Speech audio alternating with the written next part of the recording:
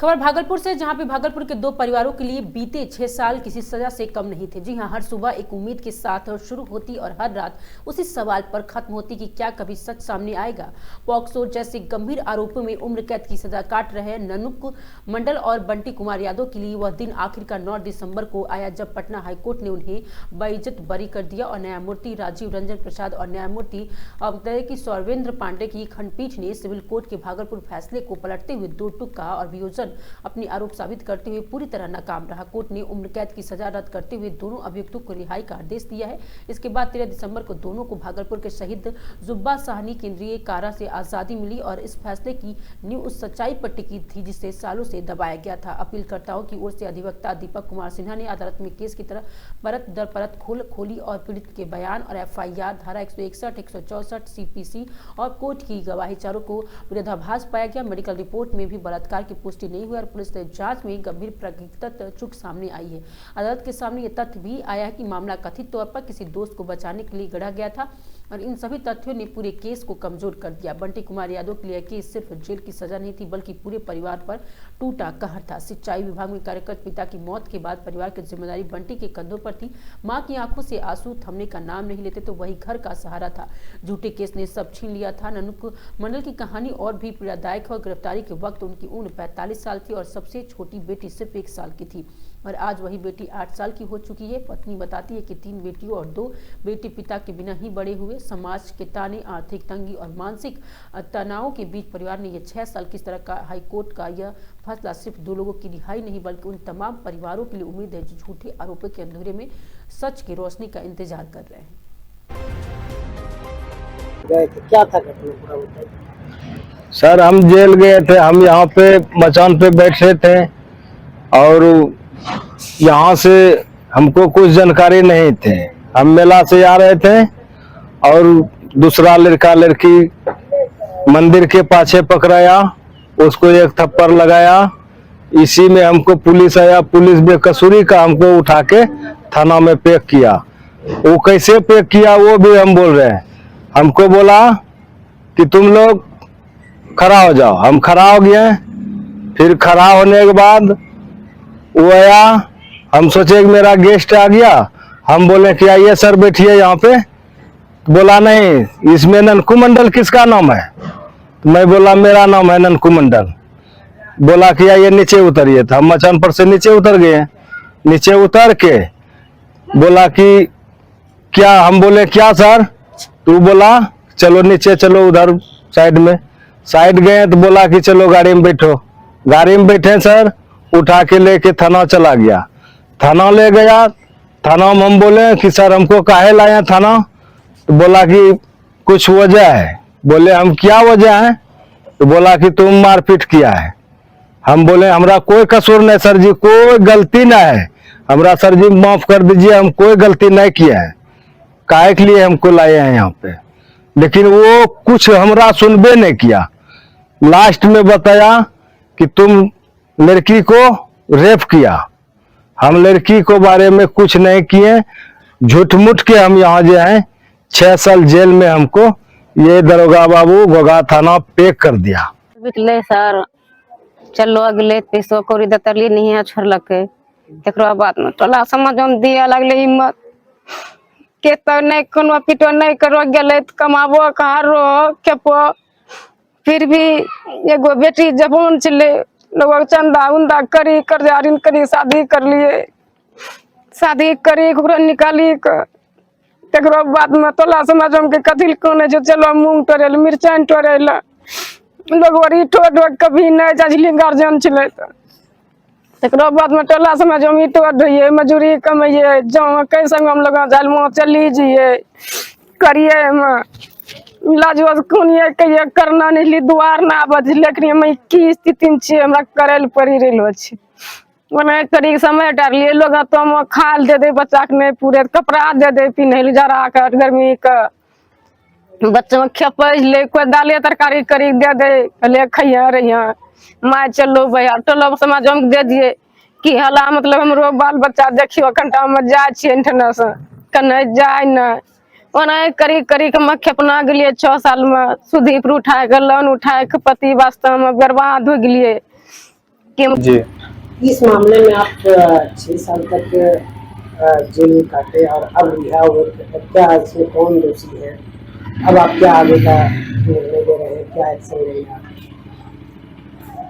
क्या मेरा घटना करेंगे?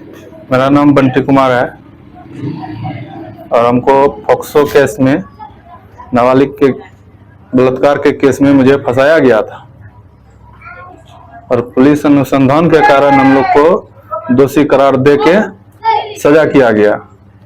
पूरे 6 साल 3 महीना हम जेल में एकदम काल कोठरी की तरह जीवन व्यतीत किए। मेरा परिवार पूरा गरीब स्थिति में है, खाने पीने के लिए भी लालच में है, ठीक है। और उसमें जो है कि हम लोग को केस में फंसा के और उलझा दिया गया। कैसे ये 6 साल कटा आपका? 6 साल पूरा कष्ट में मेरा जीवन कटा है, जो मैं बयान नहीं कर सकता हूँ। और अभी हाई कोर्ट से मुझे बरी कर दिया गया है, उसमें कुछ अनुसंधान में नहीं पाया गया। तो हम लोग गांव से अभी कहीं नहीं निकल रहे हैं। गांव में पूरा शर्मिंदगी का लाजवाब है, बात कर रहा है चारों तरफ आदमी। हम गांव घर से कहीं नहीं जा रहे हैं, घर में रह रहे हैं, अपना घर में ही जीवन व्यतीत करने के लिए सोच रहे हैं। 6 साल बाद न्याय मिला है, 6 साल बाद जेल से निकले हैं, क्या स्थिति थी, किस वजह से जेल जाना पड़ा था, क्या मामला? देखिए, ये हमारे जो कानून है पॉस्को एक्ट, इसमें कहलगांव थाना कांड संख्या 677/2019, ये कहलगांव में FIR दर्ज हुआ था। और उसके बाद हमारे भागलपुर के DJ 7 उस समय लवकुश यहाँ के जज थे, जज साहब के द्वारा उनको सजा हुई थी। उसके बाद क्या कुछ हुआ, फिर कैसे वो हाई कोर्ट तक पहुंचा मामला? फिर ये अपील में हम लोग गए, क्रिमिनल अपील में गए और वहाँ पे एडवोकेट दीपक कुमार सिन्हा जी थे। और हम लोगों के प्रयास से, चूंकि आजीवन कारावास था, अधिकतम ये तो सजा इनको 10 साल से लेके आजीवन कारावास तक था, लेकिन इनको उस सेक्शन में आजीवन कारावास हुई थी। और हम लोगों के अथक प्रयास से ये संभव हो पाया। ये ना कि भागलपुर बल्कि पूरे बिहार के लिए एक इस तरह का मामला एक आम व्यक्तियों, एडवोकेट के लिए ये एक अच्छा संदेश है। कई लोग ऐसे बंद होंगे जेल में इस तरह के। बिल्कुल। इसमें जैसा कि हम लोगों ने केस रीड किया था, तो उसमें देखे थे कि इस केस के जो IO थे, उनके भी द्वारा इस केस को पुष्टि नहीं किया गया था। डॉक्टर ने जब इनका मेडिकल किया तो उसमें भी पुष्टि नहीं हुई थी। उसके बावजूद इस तरह का सजा लोअर कोर्ट में, ये एक सोचने वाली ये है कि हम लोगों का कानून कितना लचीला और ढीला है। जो कि एक वृद्ध, जो कि 45 साल के ननकू मंडल जी थे, और एक 28 वर्ष का लड़का जो बंटी यादव थे, वो 6 साल से जो है जुब्बासानी जेल में बंद थे। और माननीय पटना उच्च न्यायालय खंडपीठ के 2 बेंच के द्वारा इनको ये बाइज्जत बरी की गई। जो ये न्यायालय पे एक विश्वास की बात है, लोगों का विश्वास बढ़ रहा है। न्याय मिला हमको। जी। क्या नाम है आपका? परिचय? एडवोकेट कपिल देव कुमार। खबर भागलपुर से, जहां पे भागलपुर के भवन निर्माण विभाग के इंजीनियर, जी हां, बता दें कि मझधार और मंडल के भागलपुर स्थित आवास में स्पेशल बिजनेस यूनिट की 8 सदस्यीय टीम ने करीब 6 घंटे तक छापेमारी की और 0 माइल थाना क्षेत्र के रानी तालाब स्थित गंगोत्री अपार्टमेंट के फ्लैट नंबर 302 में स्पेशल बिजनेस यूनिट की टीम ने करीब 8 लाख रुपए की गहन और 2 लाख रुपए की नकद बरामद की। इसके साथ ही उनके प्रत्येक गाँव में अगदेपीर पैंती में भी दूसरी टीम ने छापेमारी की और विजिलेंस ने DSP राजकुमार सिंह ने बताया कि करीब 6 घंटे की छापेमारी में कुछ गहने मिले, जिनकी अनुमति कीमत लगभग 8 लाख रुपए फ्लैट और वायदे की फ्लैट के कागजात मिले हैं और 2 लाख रुपए नकद बरामद हुए। उन्होंने कहा कि ऑनलाइन सूत्रों के माध्यम से पता चला कि इंजीनियर ने गजाधर मंडल के विभिन्न पदों पर रहते हुए करीब 2 करोड़ रुपए से अधिक की संपत्ति अर्जित की है। उन्होंने 15 से 16 जगह फ्लैट खरीदे। हालांकि भागलपुर स्थित उनके फ्लैट में किसी भी जमीन का कागजात बरामद नहीं हुए। पूछताछ के परिवार के लोगों ने काफी सहयोग किया। भागलपुर के रानी तालाब स्थित गंगोत्री अपार्टमेंट में इंजीनियर गजाधर मंडल की पत्नी और उनका बेटा लेटा रहते हैं और सबसे पहले विजिलेंस यूनिट टीम ने अपनी गाड़ी सुरक्षित स्थान पर लाई ताकि कार्रवाई की जानकारी किसी को ना लगे। इसके बाद टीम सीधे अंदर पहुंची और 8 सदस्यीय टीम ने एक एक करके घर के सभी स्थानों पर करीब 6 घंटे तक तलाशी ली। तलाशी के बाद टीम वापस पटना के लिए रवाना हो गई। इंजीनियर गजाधर मंडल के 3 ठिकानों पर छापेमारी की गई और पटना स्थित उनके कार्यालय, भागलपुर स्थित उनके फ्लैट और पृथक गांव पीरपैंती में कार्रवाई की गई। और इधर जांच में ये बात सामने आई है कि गजाधर मंडल और उनके परिवार के सदस्यों के नाम पर पटना, भागलपुर और अन्य स्थानों पर कई जमीनें, फ्लैट और अन्य चल संपत्तियां हैं और इन सभी संपत्तियों की अनुमानित कुल संपत्ति बता दें कि लगभग 3,72,00,000 है और यही संपत्तियां भ्रष्टाचार, अवैध तरीके से अर्जित की गई है। उन्हें वैध दिखाने के लिए निवेश किया गया है। जांच में यह भी पता लगा है कि गजाधर मंडल के पास से चल और अचल संपत्ति जैसे जमीन, नकद राशि, वाहन, आभूषण लगभग 3,72,160 की है और जो कि उनके यहाँ के अनेक परिवारों के एक अन्य लोगों के नाम पर दर्ज है और ये संपत्ति उनकी ज्ञात वैध आय में लगभग 2,82,61 अधिक है और इसी आधार पर गजाधर मंडल और अन्य अज्ञात व्यक्तियों के विरुद्ध भ्रष्टाचार निवारण अधिनियम 1998 की धारा 13(1)(b) और 13(b)(2) और 12 तथा भारतीय अन्य संहिता 2023 की धारा के अंतर्गत मामला दर्ज किया गया है। वही जांच के क्रम में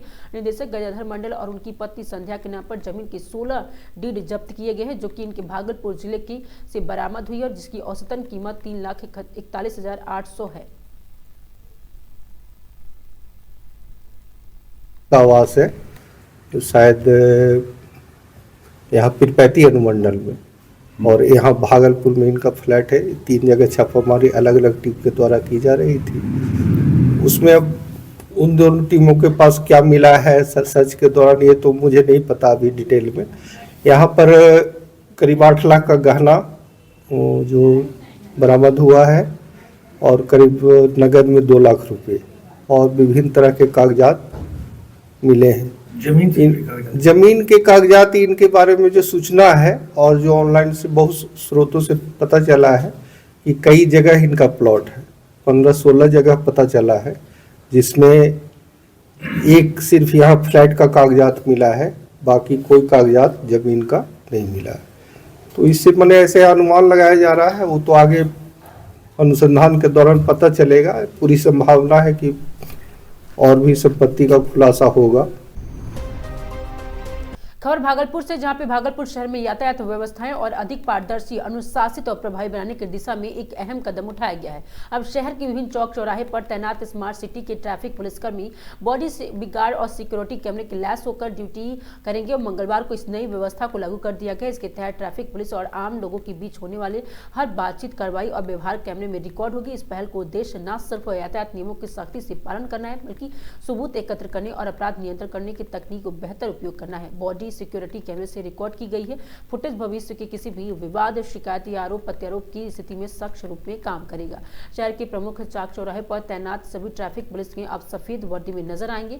इससे ट्रैफिक पुलिस की अलग पहचान होगी और आम नागरिकों को भी पुलिसकर्मियों की पहचानने में आसानी होगी। इस संबंध में ट्रैफिक के डीएसपी संजय कुमार ने बताया कि सरकार की ओर से यातायात नियमों के प्रभावी क्रियान्वयन के लिए आधुनिक संसाधन उपलब्ध कराए गए हैं और इसी क्रम में ट्रैफिक पुलिस को हाई सिक्योरिटी बॉडी कैमरे दिए गए हैं। उन्होंने कहा कि आए दिन ट्रैफिक पुलिस को अभद्र व्यवहार या गलत कार्रवाई के आरोप लगाए जाते हैं। अब कैमरे के माध्यम से हर स्थिति पर परिस्थिति रिकॉर्ड होगी, जिससे सच्चाई सामने आएगी और बेवजह के आरोपों को भी रोक लगेगी। ट्रैफिक डीएसपी ने आगे कहा कि व्यवस्थाएं केवल चालान काटने या नियमों के पालन तक सीमित नहीं है, बल्कि अपराध नियंत्रण में भी ये तकनीकी कारण साबित होगी। संदिग्ध गतिविधियां, झगड़ों या आपराधिक घटनाओं की रिकॉर्डिंग या पुलिस को त्वरित और ठोस कार्रवाई में भी मदद मिलेगी।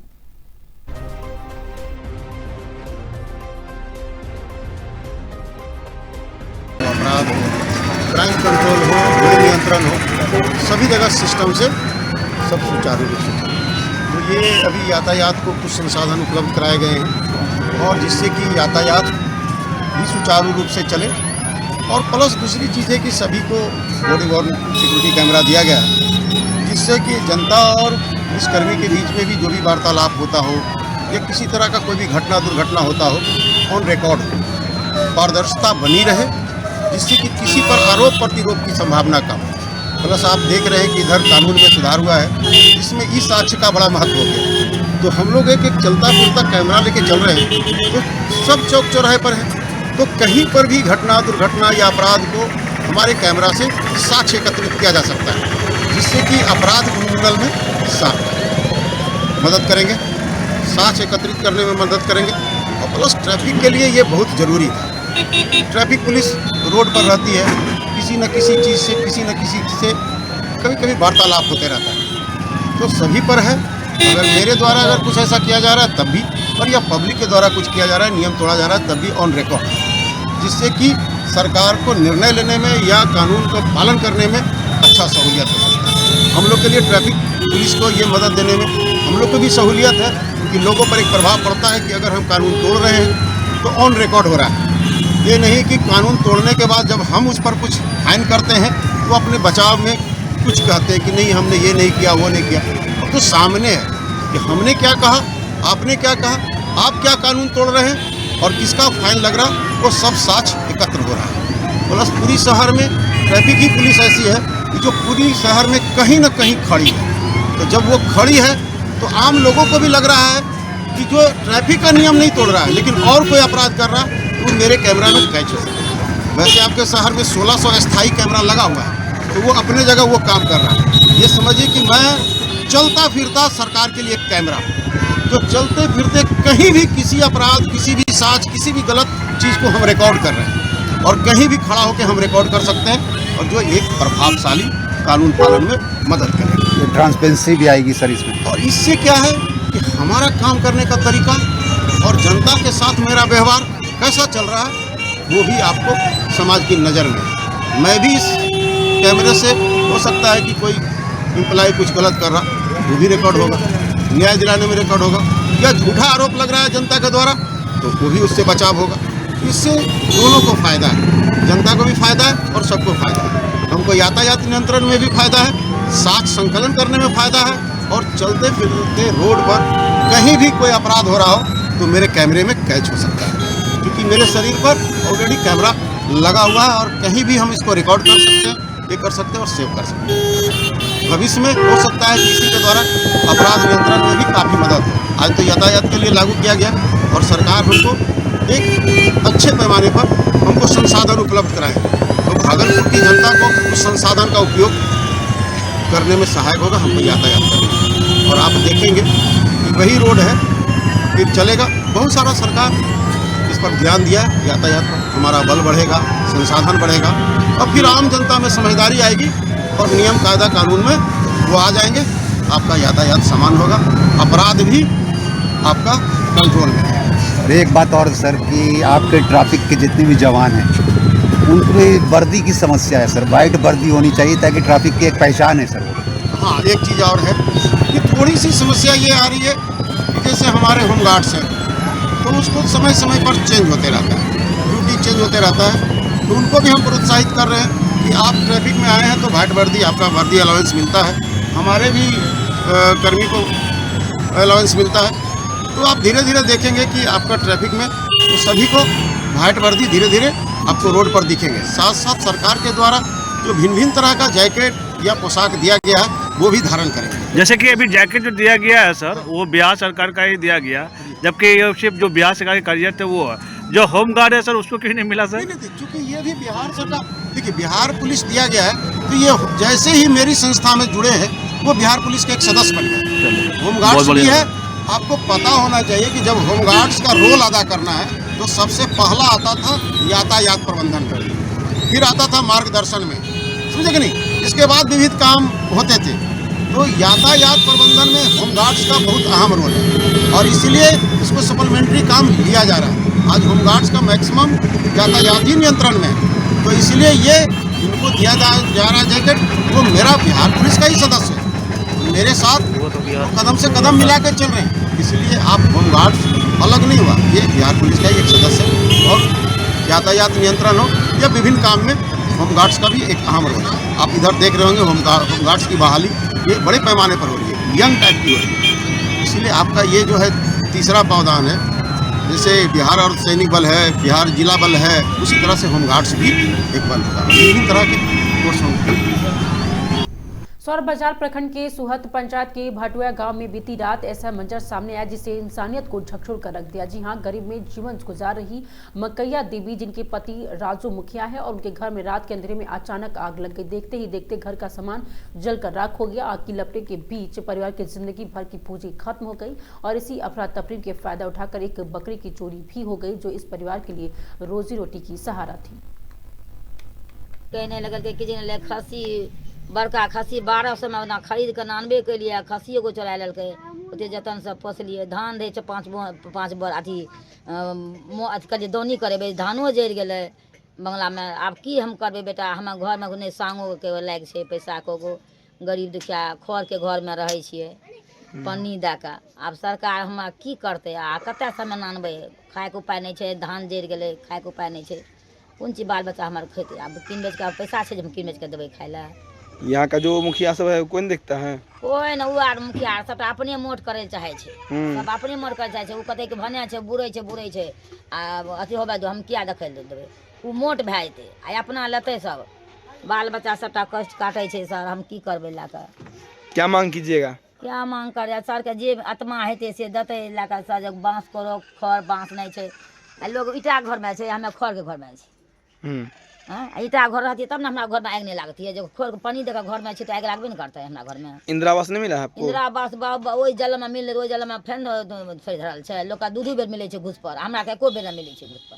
नहीं बेटा के दलके, नहीं हमरा दलके, राशन कार्ड नहीं बने छै। शादी ब्याह हो गया बेटा का? सब कुछ देबे ने, वार्डे नहीं दे छै। वार्डे नहीं देता है कि जे राशन कार्ड बनो, पैसा सब ले ले छै आ बनबे छै कोई नहीं राशन कार्ड। पैसा देता किसी में? पैसा ले वार्ड में ले छै जे राशन कार्ड दो, 2000 टका दो, तो राशन कार्ड बनेबा। राशन कार्ड नहीं बना रहा। राशन कार्ड तो बनता है फ्री में, पैसा क्यों देते फिर? नहीं बनाए, नहीं दे छै। बाल बच्चा है कष्ट काटे छै, आ चाउर मिलती है, गेहूँ मिलती है, खेती है, कुछ नहीं करे छै।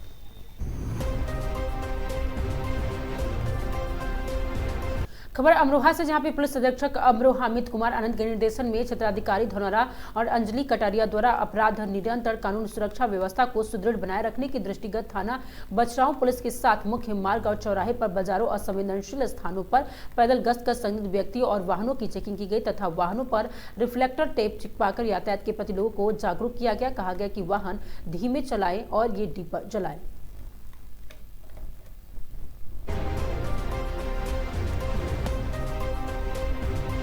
खबर प्रतापगढ़ से, जहां पे पिता के दवा लेने गए युवक के साथ अभद्रता की गई। जी हां, लैब टेक्नीशियन पर युवक ने लगाए आरोप। दवा लेने जाने पर लैब टेक्नीशियन ने उसे भगाया, वही दवा छीनने के साथ जलील करने के भी आरोप लगाए हैं।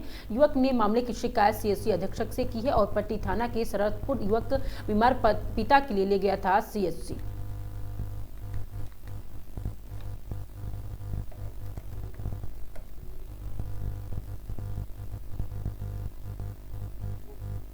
खबर एटा से, जहां पे बीती रात अज्ञात चोरों ने किराने की दुकान की झीना काट कर नकदी और सामान चोरी की है। जहां पीड़ित दुकानदार के अनुसार दुकान में गले में रखी 1,80,000 रुपए और कीमती परचूनी का सामान भी चोरी हुआ है। 3 चोर की वारदात के कटे समय सीसीटीवी कैमरे को भी कैद हुए हैं। वहीं पीड़ित ने थाने में अज्ञात चोरों के खिलाफ दी तहरीर। पुलिस जांच पड़ताल में जुटी हुई है। पीड़ित दुकानदार कुलदीप गाँव खेड़िया खाती का है निवासी और गाँव नोखेड़ा में करता है परचूनी की दुकान।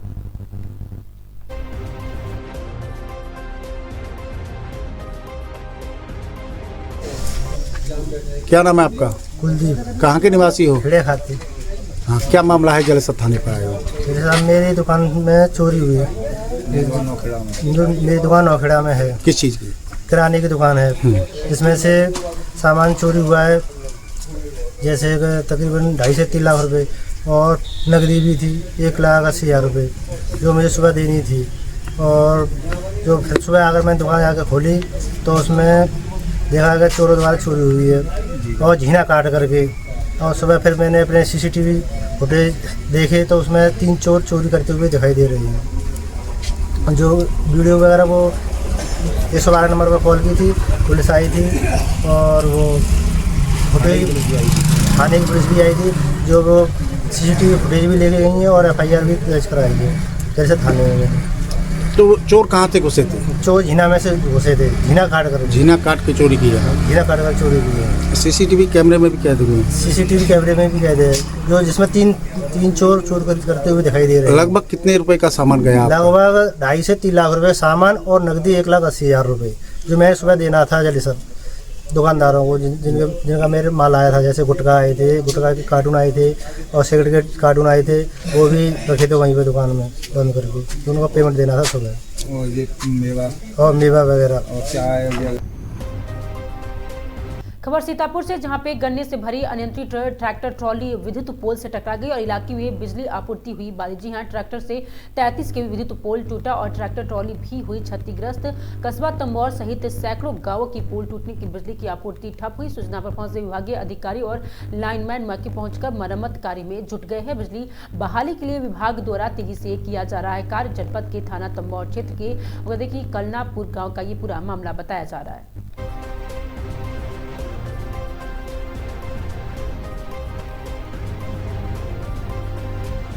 खबर शाहजहांपुर से, जहां पे इस वक्त की बड़ी खबर सामने आ रही है, जहां एक महिला पत्रकार ने खुद को फर्जी मुकदमे में फंसाने का आरोप लगाते हुए पुलिस प्रशासन की निष्पक्ष जांच की मांग की है। ईस्ट इंडिया टाइम्स और TNI और 24 प्रिंट मीडिया के पत्रकार शाहाना बेग के अपने ऊपर थाना रौजा में दर्ज मुकदमे को झूठा और निराधार बताया है। आज वो अपने समर्थकों के साथ पुलिस अधिकारियों से मिली और पूरे मामले की निष्पक्ष जाँच की भी मांग की है। पत्रकार शाहाना बेग के अनुसार 13 दिसंबर के शाम उन्हें सूचना मिली थी कि राजा मंडी के पीछे स्थित गोल्डन कैफे में अनैतिक देह व्यापार का अवैध धंधा संचालित हो रहा है। सूचना के आधार पर वो अपनी टीम के साथ मौके पहुंचे और बताते कि समाचार संकलन भी किया। आरोप है कि खबर संकलन के दौरान गोल्डन कैफे के संचालक और उसके साथ मौजूद अन्य लोगों के साथ उनके साथ मारपीट की। इसके बाद खुद को बचाने के लिए कैफे संचालक ने पत्रकार के खिलाफ गंभीर धाराओं में मुकदमा दर्ज कर दिया है। शाहाना बेग ने बताया कि मैं एक पत्रकार हूं और अपना कर्तव्य निभा रही थी। मुझे जानबूझकर झूठे मुकदमे में फंसाया गया है। मैं चाहती हूँ कि निष्पक्ष जांच हो और सच्चाई सामने आए। पत्रकार का कहना है कि यदि निष्पक्ष जांच कराई गई तो पूरा मामला स्पष्ट हो जाएगा।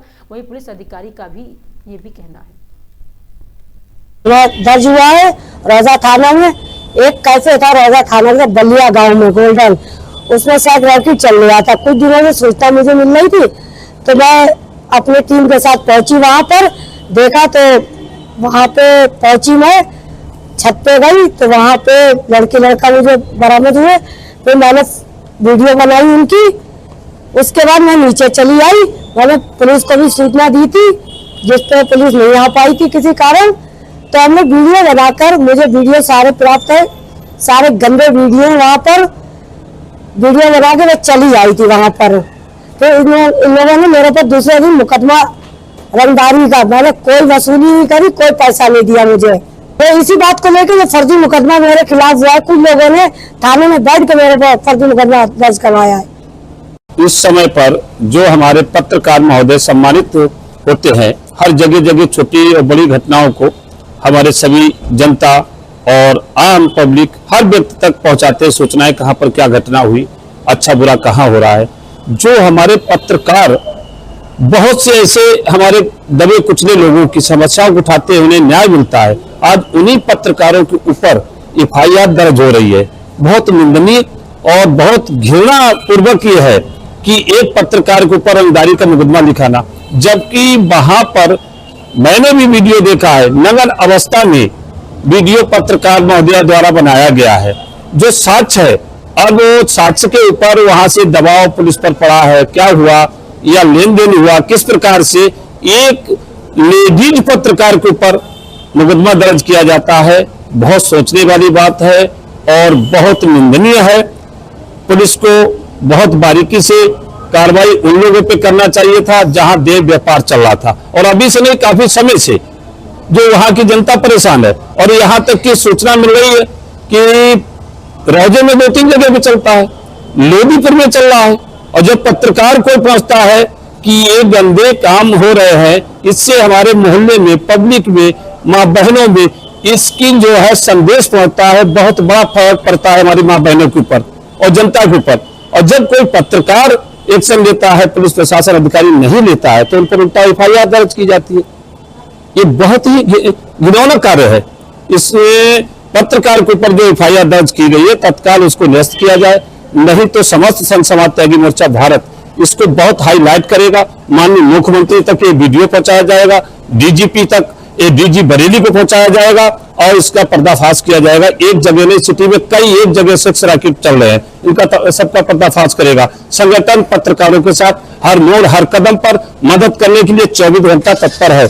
ऐसे भ्रष्टाचार गंदे कामों में सहायता नहीं करेगा, विरोध करेगा, हर मोड़ पे करेगा और सहायता करेगा, चाहे हमारा पत्रकार बंधु हो, चाहे हमारा कोई भी हो।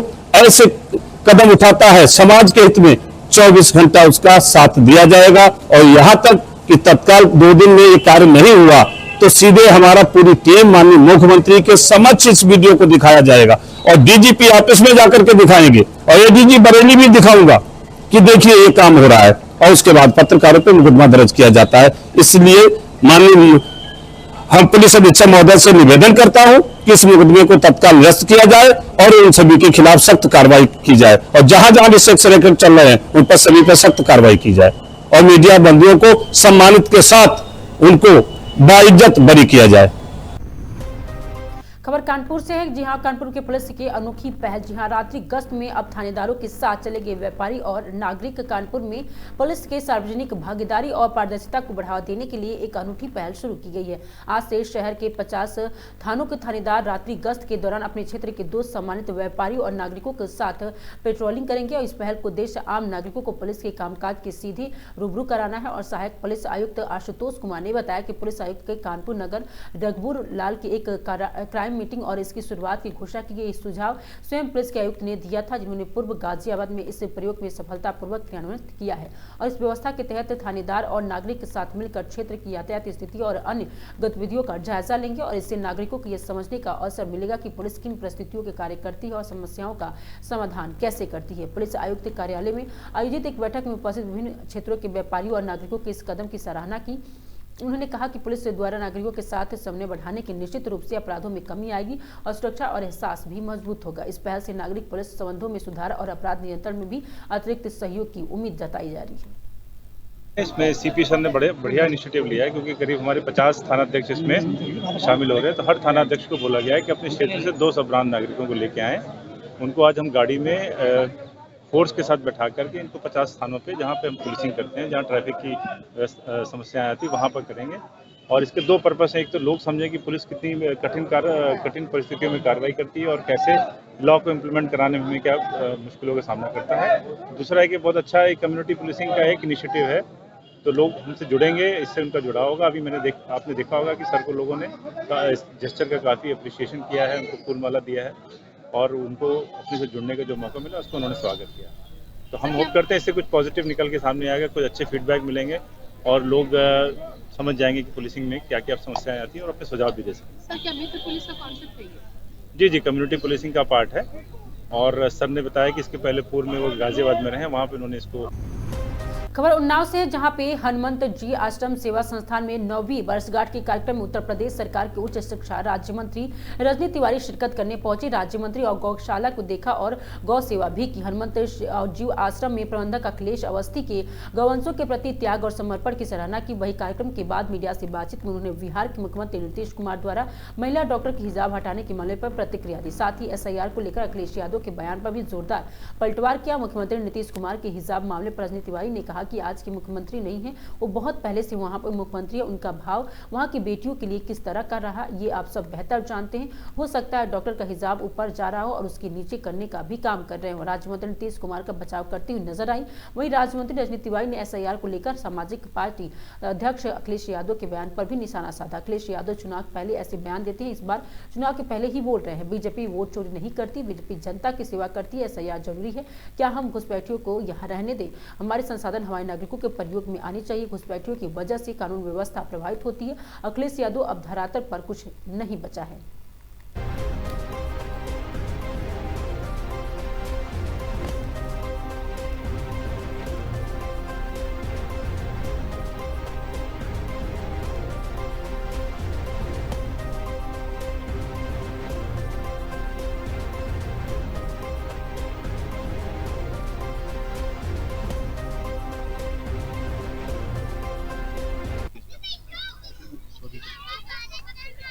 हो सकता है कि वो जो वहाँ के जो प्रत्यक्षदर्शी होंगे वहाँ पर के, तो क्योंकि वो आज के मुख्यमंत्री नहीं है, बहुत पहले से मुख्यमंत्री हैं, वहाँ का नेतृत्व बहुत पहले से कर रहे हैं और किस तरह से उनका भाव रहा है बेटियों के लिए, पूरे प्रदेश के लिए आप सब लोग जानते हैं। हमने देखा इस तरह जो अभी वहाँ पे चुनाव था, आम जनता उनके लिए पूरी तरीके से वोट देने के लिए तैयार थी कि किस दिन वोट पड़े और हम उनको वोट दे दें। ये हो सकता है कि उसका हिजाब ऊपर जा रहा हो तो उसको वो नीचे करने का काम कर रहे हो, कोई वो उनकी बेटी के समतुल्य है, बेटी के समान है, सपोर्ट कर रहे हैं उनका, और अपर्णा यादव हम देखिए हम उनका सपोर्ट वो नहीं कर रहे हैं, हम कह रहे हैं कभी कुछ चीजें वहां पे होती हैं तो देखने में और समझने में पता नहीं क्या चीज थी वहां की। और वैसे कोई भी बेटी हो, कोई भी बहन हो, हमारी जैसी है, हमारे लिए सब एक बराबर है, लेकिन वहां पर मंच पे ही देख करके समझा जा सकता है कि क्या स्थिति थी उस समय, क्या परिस्थिति थी, किस लिए ये किया गया। SIR के माध्यम से भाजपा वोट कटवाने का काम कर रही है। ठीक है, तो उन्हें तो कोई ना कोई वो आरोप लगाना ही था, इस बार वो कह रहे हैं कि SIR के माध्यम से। आप देखते हैं कि कोई भी चुनाव हो, चाहे विधानसभा का चुनाव हो, चाहे लोकसभा का चुनाव हो और चाहे पंचायत चुनाव हो, तो उनको चुनाव के बाद में आरोप लगाने पड़ते हैं। तो इस बार उन्होंने पहले से ही आरोप लगाने शुरू कर दिए। उनको पता है कि हम लोग वोट चोरी नहीं करते हैं, मोदी जी के मार्गदर्शन में, योगी जी के नेतृत्व में हम लोग जनता की सेवा करते हुए आगे बढ़ते हैं और वाकई में मोदी जी ने लोगों का दिल जीता है, जनता उसी के आधार पे वोट देती है और SIR बहुत जरूरी है। क्या हम घुसपैठियों को यहाँ पे रहने दें? हमारे संसाधन हमारे प्रयोग में आने चाहिए, हमारे नागरिकों के प्रयोग में आने चाहिए, उनका प्रयोग दूसरे लोग क्यों करें? तो हमारे संसाधन ही ले जाते हैं, फिर उनके आने से हमारी कहीं ना कहीं कानून व्यवस्था बाधित होती है, उसमें सेंध लगती है। तो इन सब चीजों को बचाने का काम हमारे देश का, हमारा मुखिया जो है उनको करना चाहिए और इसी को लेकर के SIR है, कहीं पे किसी का वोट काटने का नहीं है। जो 18 वर्ष के हो गए हैं उनका वोट बनना चाहिए और जो घुसपैठिए हैं उनका वोट कटना चाहिए। इसी सोच के आधार पे काम चल रहा है और अखिलेश जी का धरातल पे कुछ नहीं रह गया, इसीलिए इस तरह की वो चीजें कहते रहते हैं। उनको कहने दीजिए, उनके पास तो और क्या वो कर सकते हैं। बिहार खबर उन्नाव से। उन्नाव के शीतलहर में देखते हुए प्रशासन के मानवीय कदम उठाए गए। जिलाधिकारी गौरांग राठी और SP जयप्रकाश सिंह ने बांटे कंबल। जी हां, रेलवे स्टेशन के पास निसहाय और बेसहारा लोगों की मिली राहत। अधिकारियों ने स्वयं मौके पर जाकर पहुंचकर और कंबल वितरण किया, जरूरतमंदों से संवाद कर उनकी समस्याएं भी जानी। वहीं ठंड से बचाव के लिए प्रशासन ने तेज किया अभियान, संबंधित विभागों को लगातार निगरानी के निर्देश दिए और शीत ऋतु में कोई भी व्यक्ति ठंड के प्रभावित न हो, प्रशासन ने बड़ा आदेश दिया है।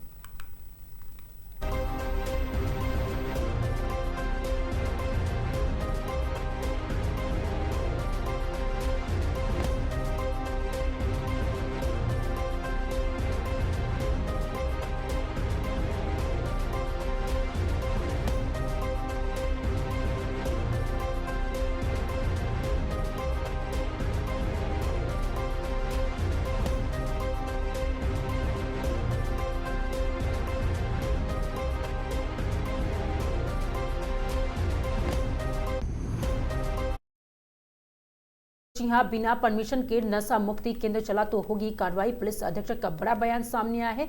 आज कलेक्टर सभागार में जिलाधिकारी डॉक्टर राजेंद्र पैसिया ने निर्देश और पुलिस अधीक्षक कृष्ण कुमार बिश्नोई के अध्यक्षता में नारकोटिक्स अवैध की एनकोड में संबंधित बैठक के आयोजन किया। बैठक के अंतर्गत जिला आबकारी अधिकारी द्वारा बैठक की प्रमुख बिंदुओं का विषय में पुलिस अधीक्षक को जानकारी प्रदान की गई।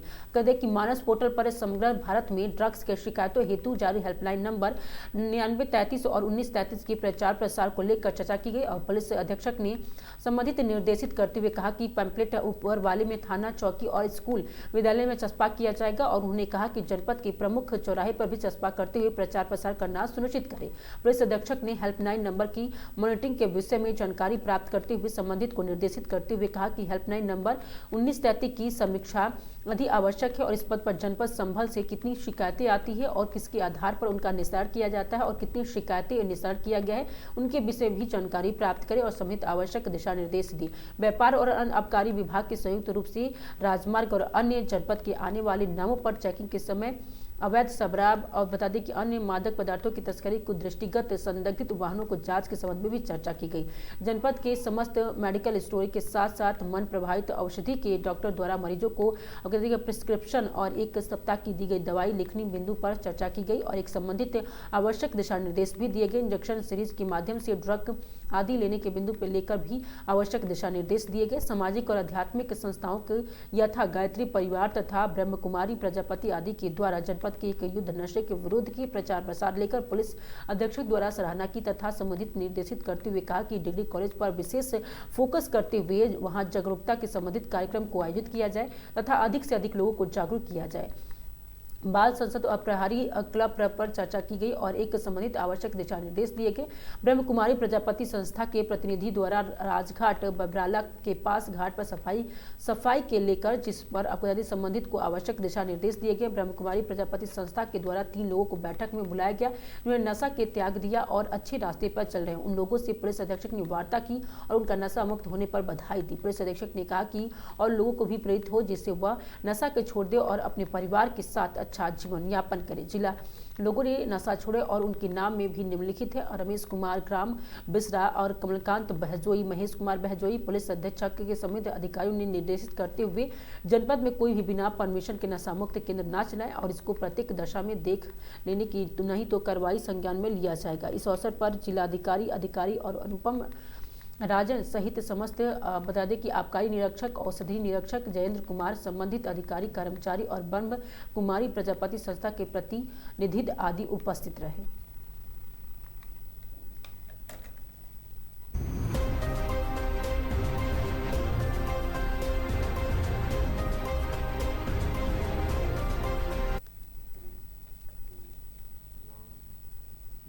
खबर महोबा से है। महोबा के जिले में जिला अधिकारी अब्दुल की गजल भारद्वाज के निर्देश पर शहर में प्रतिबंधित पॉलीथीन के खिलाफ कड़ी कार्रवाई की गई है। बुधवार को शहर के बड़े हॉट मोहल्ले के मुन्नालाल पटकर के गोदाम पर पुलिस प्रशासन और राजस्व विभाग की संयुक्त टीम ने छापेमारी की और इस दौरान गोदाम में हजारों रुपए मूल्य की प्रतिबंधित पॉलीथीन बरामद की गई और व्यापारी पर 10,000 रुपए का जुर्माना लगाया गया। अधिकारियों ने बताया कि पकड़े गए सामान की कीमत का आकलन किया जा रहा है और महोबा सदर SDM बता दें कि शिव ध्यान पांडे ने बताया कि जिला अधिकारी के निर्देश पर प्रतिबंधित पॉलीथीन के खिलाफ अभियान चलाया जा रहा है। आज सूचना के आधार पर मुन्नालाल पटकर के गोदाम पर कार्रवाई की गई है।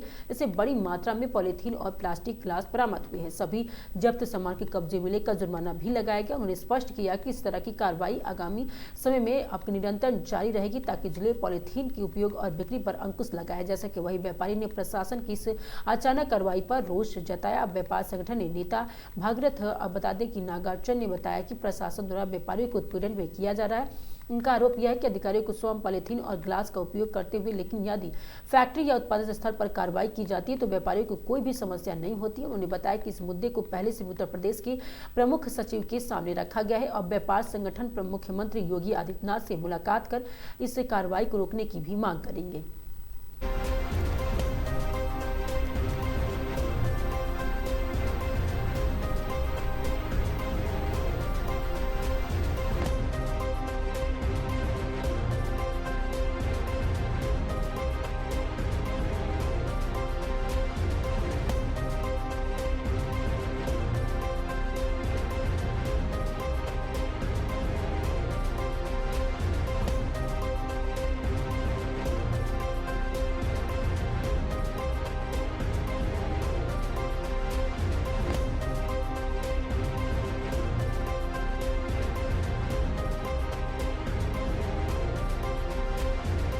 यहाँ पर इनका गोदाम है, तो घर है, गोदाम है, थोड़ा बहुत स्टॉक जैसे घर दुकान में नहीं बनता तो घर में रख लेते हैं। तो ये पन्नी के बारे में जो है टांगने वाली पन्नी होती है पतली वाली, उसको अवैध करार कर दिया गया गवर्नमेंट से। जबकि हमने एक बार माननीय मुख्य सचिव से भी ये बात जो है पहुंचाई थी कि जो ये नमकीन के पैकेट वाली पन्नी है, ये अन्य पैकिंग वाली पन्नी है, आप हमने कहा था इस चौराहे से अगले चौराहे तक इसकी बिनाई करवा लो। सबसे ज्यादा पन्नी वही मिलती है, जबकि हाथ में जो पन्नी घर लेके जाते हैं, किसी में सब्जी लेके जाते, किसी में कुछ लेके जाते, वो जाके डस्टबिन पे पहुंच जाती है। और ये नमकीन खा के बच्चे सब जो है इतने प्रकार के नमकीन देख के वो जो है वही रोड में फेंक देते हैं। तो सबसे ज्यादा वो पन्नियां प्रदूषण फैलाती हैं। तो जबकि जो है उसको अवैध मान के हमने कई बार ये निवेदन किया कि आप इसको जो है पूरी फैक्ट्री उत्तर प्रदेश में न चले, मध्य प्रदेश ऑल इंडिया नियम पास है, कहीं ना चलना चाहिए। जब बनेंगी नहीं तो कहां से आएंगी? पूरे प्रदेश में ये पन्नियां बिक रही हैं और उसी पन्नी को लेके और उन्होंने जो है 2-4 पैकेट अगर रखे थे, उन्हीं पैकेटों को लेके जब्त कर लिया और कितना जुर्माना कर गए? जुर्माना कितना कर गए? और 10,000 जुर्माना भी कर दिया, जबकि 8-10 हजार का माल होगा और उतना जो है उनका माल भी जब्त हो गया और जुर्माना। तो ये अवैध, ये प्रशासन के हम रवैये से बिल्कुल सहमत नहीं है। ऊपर से बंद होना चाहिए सभी अधिकारियों के और सभी कार्यक्रमों में। मैंने अच्छे कार्यक्रम देखे अधिकारियों के, वो गिलास पानी पीने वाले उसको भी अवैध मानते हैं, डिस्पोजल। और वो जो है अभी पुलिस लाइन में ही कार्यक्रम हुआ था तो उसी डिस्पोजल में पिलाया गया पानी। तो ऐसे बहुत जगह सब होता है, तो वहां अवैध नहीं है, यहाँ बेचना अवैध है। तो ये हम इनकी बिल्कुल असंतुष्ट है, ये व्यापारियों का उत्पीड़न है, ये न होना चाहिए। इसके लिए हम अभी माननीय जो है अब तो निकल गए, हम मंत्री लेवल पे और जो है मुख्यमंत्री लेवल पे ये बात कहेंगे। प्रतिबंधित श्रेणी की जो पॉलीथीन है उसका उपयोग स्वास्थ्य के लिए भी खतरनाक है और उससे प्रदूषण भी फैलता है। तो जो हमारी प्रवर्तन टीम बनी हुई है, जिसमें नगर पालिका के ईओ साहब, हमारे यहाँ से तहसील से मजिस्ट्रेट रहते हैं और पुलिस विभाग से लोग रहते हैं। आज कस्बे में एक जगह मालूम चला था कि प्रतिबंधित श्रेणी की पॉलीथीन है। टीम ने जा करके 10,000 जुर्माना भी लगाया है और साथ ही साथ जो है पॉलीथीन भी जब्त किया है। ऐसी कार्यवाही प्रतिबंधित श्रेणी की पॉलीथीन के विरुद्ध निरंतर चलती रहेगी।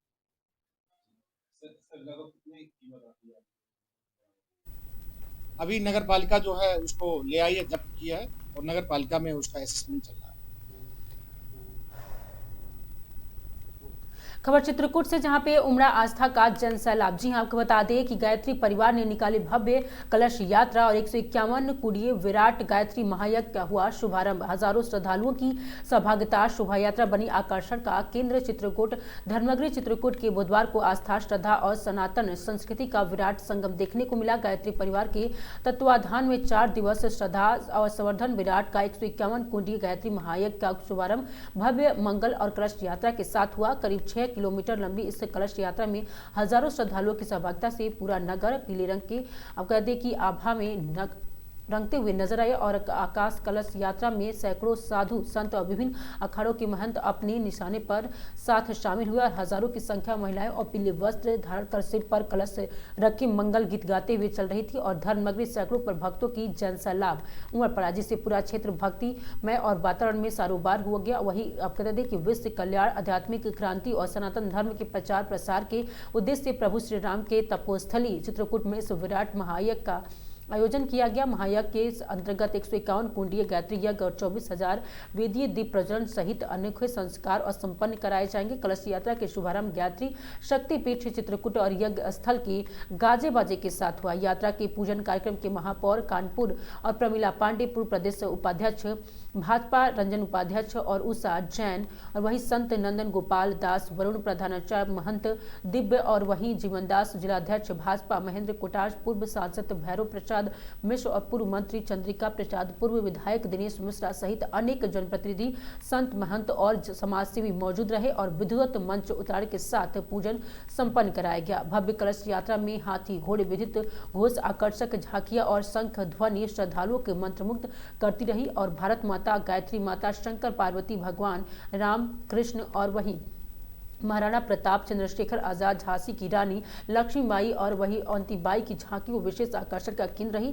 चित्रकूट इंटर कॉलेज वही बता करवी, एनसीसी और कैडेट सहित विभिन्न विद्यालय के घोष दलों के अनुशासित वादन से यात्रा को शोभा बढ़ाएगी। पूर्व मार्ग में आओ सुहागिन नारी कलश सर धारण करो जैसे मंगल गीत गूंजते रहे। वही कलश यात्रा गायत्री शक्तिपीठ से प्रारंभ होकर श्री राम कुटीर, रघुवीर मंदिर, जानकी कुंड और कामगिरी के मुखबिर और प्रथम मुखबिर के होते हुए यह स्थल पहुंचे। यात्रा के दौरान श्रद्धालुओं पर पुष्प वर्षा की गई और जगह जगह पर जलपान कराकर स्वागत किया गया। यज्ञशाला में शांति कुछ टोली द्वारा यात्रा का भव्य स्वागत किया गया, मंगल गीत गाए गए। वहीं प्रथम ध्वजा फहराई गई। गायत्री शक्तिपीठ के संचालक और महायज्ञ के संयोजक डॉक्टर राम नारायण त्रिपाठी ने कहा कि चित्रकूट के समान कोई तीर्थ नहीं होगा और यहाँ पर जपे गए तप और साधना अन्य स्थलों के अपेक्षा सैकड़ों गुना अधिक पुण्यदायी है। उन्होंने कहा कि इस भूमि पर ब्रह्मा जी ने सृष्टि यज्ञ किया था। भगवान श्री राम ने 11 वर्ष 30 दिन तक तपस्या की।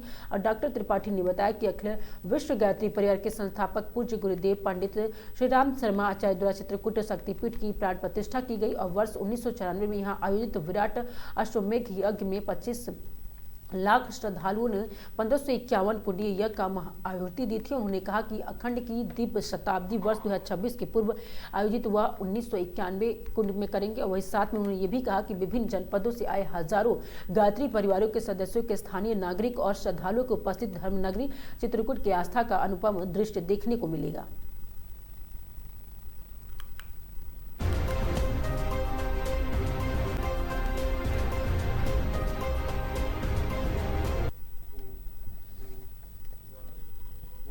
खबर सवाजपुर से, जहां पे सवाजपुर में थाना क्षेत्र के अंतर्गत गंगा एक्सप्रेसवे पर बुधवार को सुबह एक दर्दनाक सड़क हादसे में बाइक सवार युवक की मौत हो गई। हाईवे पर तैनात कर्मचारियों ने युवक की सड़क पर अवगत की मुंह के बल पड़ा देख तत्काल पुलिस को सूचना दी। सूचना पर पहुंची पुलिस ने शव की शिनाख्त कर दिनेश कुशवाहा पुत्र लालराम तिवारी ग्राम नया गांव में थाना पाली जनपद हरदोई के रूप में की है। परिजनों की सूचना मिलने पर वो भी मौके पर पहुंच गए। वहीं प्रारंभिक जांच में आशंका जताई जा रही है कि बाइक फिसलने के कारण हादसा हुआ है, जिससे युवक के बता दें कि मौके पर ही मौत हो गई है। मृतक के भाई रजनीश कुशवाहा ने बताया कि दिनेश मंगलवार अवगत के शाम थाना सांडी क्षेत्र के निवापुर गांव स्थित अपनी ससुराल से घर के लिए निकला था, लेकिन देर रात तक घर नहीं पहुंचा। इसके बाद परिजनों ने उसकी तलाश की और तुरंत कोई जानकारी नहीं मिल सकी। वहीं आपको बता दें कि बुधवार सुबह दुर्घटना की मौत की सूचना मिलने पर परिजन घटनास्थल पहुंचे और दिनेश 4 भाइयों के दूसरे नंबर का था।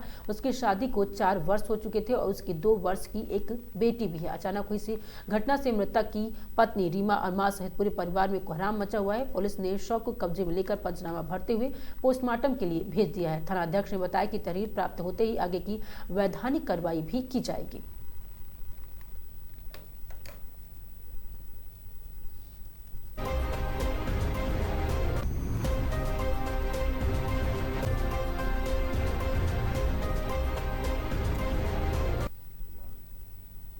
खबर सोनभद्र से, जहां पे बाइक पिकअप के टक्कर में एक की मौत हुई है। मृतक की पहचान झारखंड के नगर निवासी कामेश्वर के रूप में की गई है। बाइक पर सवार 2 महिलाएं और एक बच्चा गंभीर रूप से घायल है और राहगीरों की मदद से सभी घायलों को तत्काल सीएससी दुर्घटना भेजी गई है। वही बता दें कि डॉक्टरों को देखरेख में घायलों का इलाज जारी है। घटना की सूचना मिलते ही पुलिस मौके पहुंची, शव के कब्जे में लेकर आगे की कार्रवाई में जुट गई है। दूधी कोतवाली क्षेत्र के नौडीहा मधुबन गाँव के दिखा तेज रफ्तार का ये कहर।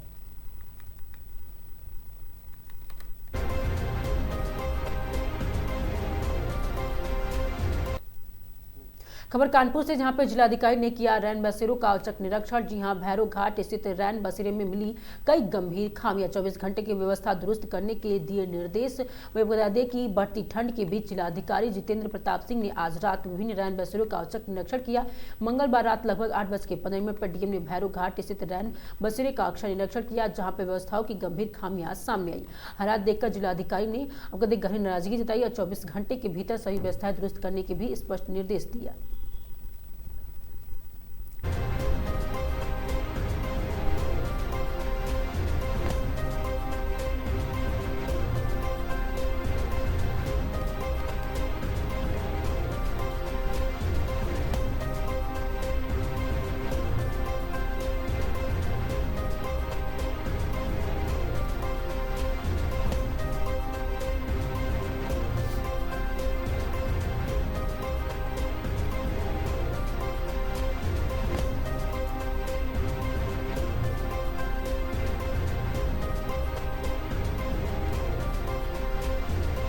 शासन के निर्देश हैं कि रैन बसेरों की व्यवस्था शीतकाल के हिसाब से की जाए और इसी क्रम में जो रैन बसेरा हमारा यहाँ पे आनंदेश्वर धाम के पास में है उसमें निरीक्षण किया गया है। नगर निगम द्वारा ये संचालित है और इसमें प्रमुख रूप से वैसे बिहार से और राजस्थान से आए हुए प्रतियोगी बच्चे रुके हुए हैं पिछले 4-5 दिनों से और उनका ये कहना है कि बेसिक सुविधाएं ठीक है, छोटी मोटी कुछ समस्याएं उन्होंने बताई हैं जो नगर निगम से हम लोग ठीक कराएंगे। और इसका उद्देश्य यही है कि कोई भी व्यक्ति बाहर खुले में ना सोए और चूंकि शीत ऋतु प्रारंभ हो गई है तो बेसिक व्यवस्थाएं हैं और ये सभी अधिकारियों को निर्देश दिए गए हैं कि रैन बसेरों पर अलाव की व्यवस्था, पानी बिजली की व्यवस्था और अन्य जो आवश्यक व्यवस्थाएं की जाएं। उसी क्रम में इसका निरीक्षण किया गया है। कुछ और इम्प्रूव साफ सफाई में और कुछ उन्होंने बताया कि फ्लश वगैरह की समस्या है, इसको हम लोग ठीक कराएंगे। खबर महोबा से। महोबा में जिले बता दें कि प्रधानमंत्री फसल बीमा योजना के करोड़ रुपए के फर्जीवाड़ा मामले बड़ी कार्रवाई सामने आई है। पुलिस ने 4 आरोपियों को गिरफ्तार किया है। गिरफ्तार आरोपियों के अवध की फुको टोक्यो के तत्कालीन शाखा प्रबंधक सहित 4 आरोपी हैं जो कि एफआईआर के बाद से फरार थे। आरोपियों ने कूटरचित दस्तावेज तैयार कर पीएम फसल बीमा योजना की अनुचित लाभ उठाया, जिससे किसानों को भारी आर्थिक नुकसान हुआ, जिससे किसान संगठनों ने आक्रोश था और लगातार इनकी आपको बताई गिरफ्तारी की मांग भी की जा रही थी। आपको बता दें कि महोबा पुलिस से आरोपियों के खिलाफ धारा 318(4) और 328 और 336(3) और बीएनएस के तहत मुकदमा दर्ज किया है। इस कार्रवाई में कई महीनों से बता दें कि अनिश्चितकालीन धरनों पर बैठे और गए वही जय जवान जय किसान की यूनियन के सदस्यों की राहत की सांस ली है। यूनियन के पहल से आरोपियों की गिरफ्तारी की मांग को लेकर कई बार प्रदर्शन किया गया। दरअसल पीएम फसल बीमा योजना के बड़े पैमाने पर कूटरचित दस्तावेजों के माध्यम से अनुचित बीमा का लाभ भी उठाया गया। किसानों की शिकायत कर पुलिस ने गंभीर जांच शुरू की और कई संदिग्ध की पहचान की गई, जिससे अब तक आधा दर्जन से अधिक एफआईआर दर्ज हो चुकी है, जिसमें कई लोग गिरफ्तार हो चुके हैं।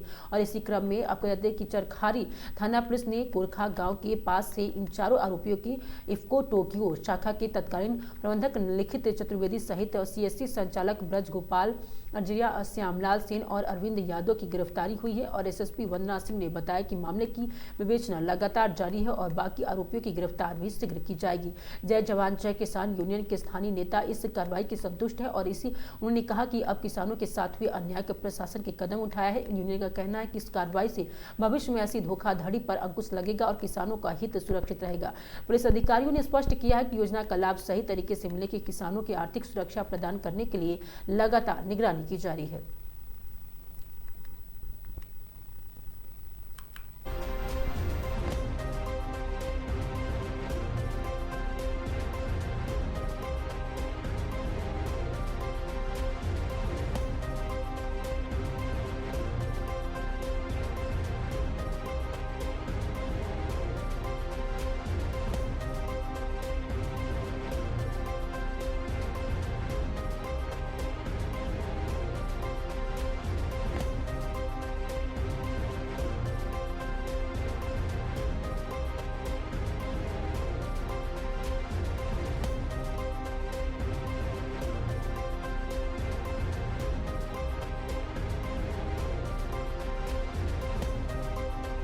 अवगत कराना है कि पूर्व में कूटरचित दस्तावेजों का प्रयोग करके प्रधानमंत्री फसल बीमा योजना के अंतर्गत कई व्यक्तियों के द्वारा फर्जी बीमा कराया गया एवं अनुचित लाभ प्राप्त किया गया।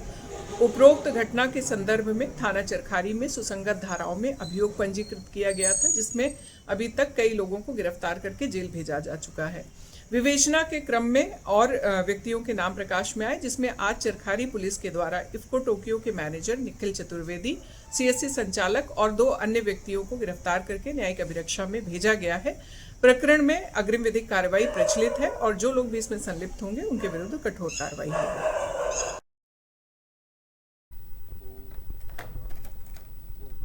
खबर सहराजपुर से है, जी आपको बता दें कि जिस तरह से रंजिश के दबंगों में हमला और घर में घुसकर मारपीट और फायरिंग की 3 घायल हुए। वहीं हरपालपुर थाना क्षेत्र के बड़ा गांव में कोच गांव में पुरानी रंजिश को लेकर दबंगों ने एक परिवार पर जानलेवा हमला कर दिया। आरोप है कि हमलावर लाठी डंडों और तमंचे के लैस होकर घर में घुस आए और जमकर मारपीट की और फायरिंग की और घटना में एक महिला समेत 3 लोग भी घायल हो गए। पीड़ित देवेंद्र कुमार पुत्र सुधाकर निवासी बड़ा गाँव को थाना और हरपालपुर में बताया कि 16 दिसंबर 2025 की रात करीब 8 बजे वो अपने चचेरे भाई सजान पुत्र दिवाकर और चाची सुनीत पत्नी दिवाकर के साथ घर पर मौजूद था और इसी दौरान गांव की ही अनिल तिलक, नितिन और पंकज और राम सुमेरेश और अपने हाथों की लाठी डंडे और तमंचा लेकर घर में घुस आए। आरोप है कि हमलावरों ने पुरानी रंजिश को लेकर गाली गलौज करते हुए जान से मारने की धमकी दी और मारपीट शुरू कर दी। हमले में देवेंद्र कुमार और उनके चचेरे भाई साजन और चाची सुनीता को गंभीर चोटें आई है। पीड़ित का यह भी आरोप है कि आरोपी नितिन ने तमंचे से हवाई फायरिंग कर और दहशत फैलाने की भी कोशिश की है। शोर सुनकर आसपास के ग्रामीण मौके पहुंचे, तब जाकर हमलावर जान से मारने की धमकी देते हुए फरार हो गए। घटना के बाद गांव में दहशत का माहौल है। पीड़ित ने हरपालपुर थाने में लिखित तहरीर देकर आरोपियों के खिलाफ मुकदमा दर्ज कर सख्त कार्रवाई की मांग की है। इस संबंध में पुलिस का कहना है कि तहरीर प्राप्त हो गई है। घायलों को चिकित्सक प्रशिक्षण कराया जा रहा है और जांच के बाद विधिक कार्रवाई भी की जाएगी।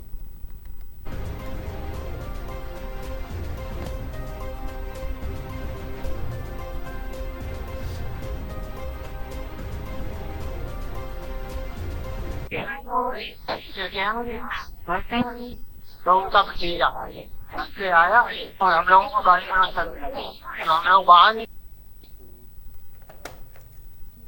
खबर बदायूं से, जहां पे नाई गांव में पत्नी के वियोग में पति के विषात्मक पदार्थ खाया और इलाज के दौरान राजकीय मेडिकल कॉलेज में हुई उसकी मौत। जी हां, बदायूं थाना बिनौर क्षेत्र के नाई गांव में रहने वाले 30 वर्षीय सुरेंद्रपाल पुत्र भूरेलाल की पत्नी अपकदादी के विमलेश से 4 साल पहले खत्म हुई थी और तभी से सुरेंद्रपाल गुमसुम रहते थे। पत्नी के वियोग में चलते मंगलवार को सुरेंद्रपाल ने विषात्मक पदार्थ खा लिया और हालत गंभीर देख परिजन राजकीय मेडिकल कॉलेज लेकर पहुंचे, जहां पे इलाज के दौरान उनकी मौत हो गई।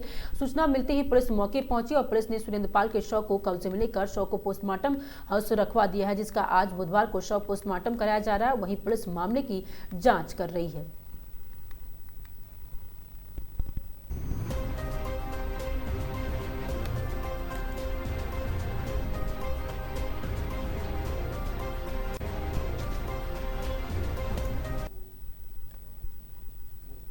खबर कानपुर से, जहां पे बिल्हौर तहसील में उप निबंधक कार्यालय में प्रस्तावित स्थानांतरण को लेकर अधिवक्ताओं का विरोध लगातार छठे दिन भी थमता नजर नहीं आया। बुधवार को अपकदाई के बिल्हौर के अधिवक्ता संगठन ने संयुक्त नेतृत्व के अधिवक्ताओं के रजिस्ट्रार कार्यालय के बाहर धरना प्रदर्शन किया तथा सड़क पर उतरकर नारेबाजी की। इस दौरान अपकदाई की कलमबंद हड़ताल जारी रहने से उप निबंधन कार्यालय संबंधित न्यायिक और प्रशासनिक कार्यालय की कार्य पूरी तरह से ठप रहा। अधिवक्ताओं ने का कहना है कि तहसील परिसर में ग्राम न्यायालय, उप जिलाधिकारी न्यायालय और तहसीलदार न्यायालय और कोतवाली सहित सभी आवश्यक व्यवस्थाएं पूर्ण रूप से उपलब्ध है। उसके बावजूद उप निबंधन कार्यालय को तहसील परिसर को लगभग 2 किलोमीटर दूर स्थानांतरण करने के प्रस्ताव न केवल अधिवक्ताओं के बल्कि आम जनता के हितों में भी प्रतिकूल है।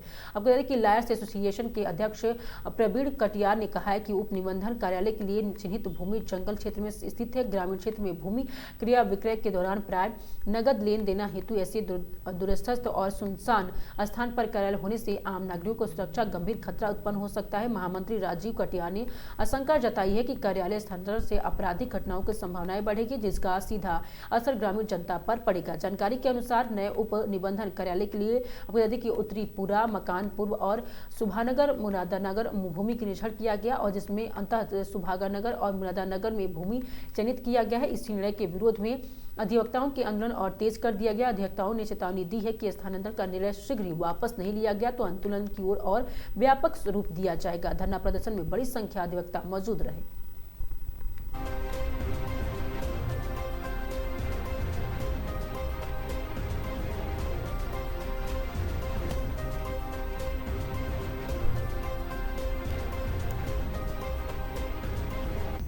खबर चंदौली से, जहां पे सदर कोतवाली में बवाल, सैकड़ों लोग हुए घेराव। जी हां, आपको बता दें कि चंदौली सदर कोतवाली में इस समय भारी हंगामा देखा जा रहा है। सैकड़ों की संख्या में लोगों के सदर कोतवाली का किया गया है घेराव। कोतवाली परिसर में अंदर चल रहा जमकर शोर शराबा और निजी अस्पताल में एक डॉक्टर ने राज्य महिला आयोग के सदस्य सुनीता श्रीवास्तव की बदतमीजी का भी आरोप लगाया है। रोते रहे डॉक्टर का आरोप है कि महिला आयोग की सदस्यता ने गाली गलौज भी की है। डॉक्टर और उनके समर्थक राज्य महिला आयोग के सदस्य के खिलाफ मुकदमा दर्ज करने की भी मांग पर अड़े हैं। इसी मांग को लेकर समर्थकों ने सदर कोतवाली में घेराव किया। भीड़ में मौजूद डॉक्टर और समर्थकों की पुलिसकर्मियों कोतवाली के धक्का मुक्की भी हुई। वही कोतवाली के अंदर और बाहर तनावपूर्ण का माहौल देखा गया। मामला सदर कोतवाली क्षेत्र के अपकदाई के जसूरी कस्बे जिला मुख्यालय चंदौली का बताया जा रहा है। स्थिति पर पुलिस प्रशासन ने नजर, मौके पर अतिरिक्त पुलिस भी बल तैनात रही।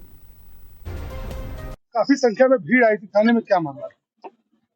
यहाँ पे ये एक निजी चिकित्सक महोदय का कुछ इशू था, उसी को लेके आए थे। इसको देखा जा रहा है, जो विधि है वही कार्रवाई। सर, उसमें एक चीज देखने को मिली वीडियो में, आपके साथ और कोतवाल साहब का धक्का मुक्की हुई है।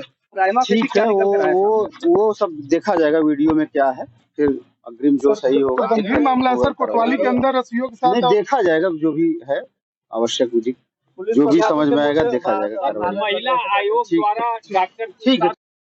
केजी नंदा हॉस्पिटल गई थी और आपके साथ क्या हुआ, वहाँ पे क्या घटनाक्रम रहा, बता दीजिए थोड़ा सा। मैं हॉस्पिटल समझ के कुछ गई ही नहीं थी, मैं नाइट विजिट कर रही थी।